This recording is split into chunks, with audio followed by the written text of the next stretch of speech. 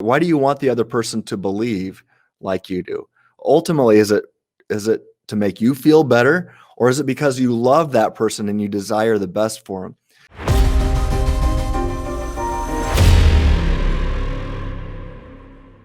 One of the tendencies that I've realized is that when someone, especially an atheist or a Christian, first encounters these arguments, right? They want to take their arguments, and I'm so guilty of this, and use it as a weapon, like a bludgeon, right? Yeah.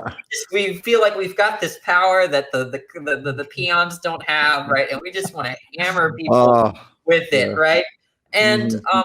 so how do you think how should Christian disagreement be with non-believers? Do you think that what sort of approach would you take? I mean, because we discussed before that, like, it can be, if on Christianity, right, there's salvation at stake potentially, Yeah. right?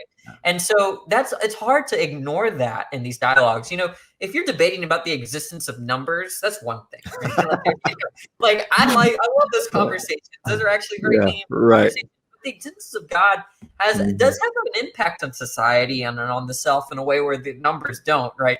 So I wanted to ask about, how should Christians approach non-believers once they've gotten the sort of knowledge or these sorts of arguments that you can get from these for other, in philosophy.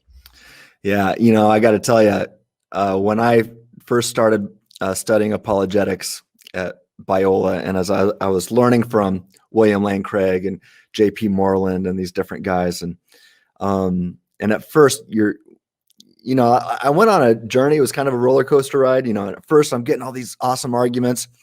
Then you start studying all the counter arguments, and that kind of rocked me again. Then you find the counters to those, and then you start getting excited again. Anyway, when I first started, and probably even after I first graduated, they always tell you, don't use apologetics as a weapon. Paul talks about destroying arguments raised against the knowledge of God in 2 Corinthians 10:5.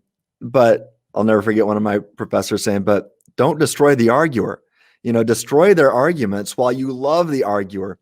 And you said, because salvation is on the line, well, why do you want the other person to believe like you do? Ultimately, is it to make you feel better, or is it because you love that person and you desire the best for them?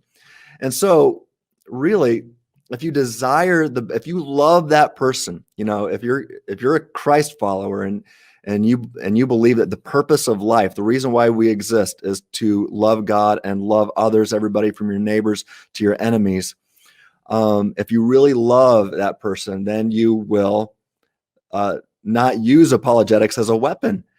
Now, there's times when I have used apologetics as a weapon, when I when I get frustrated, maybe with there's an atheist troll who's really just trying to get my goat online or whatever. When you get a bad interlocutor, a dishonest interlocutor, you really want to cover them.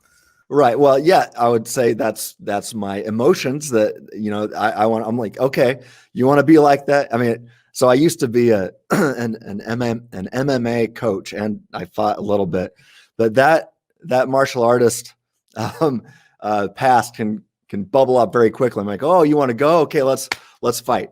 And that's not right, though. That is not what Jesus wants us to do. He wants you to love. He wants you to speak the truth and love.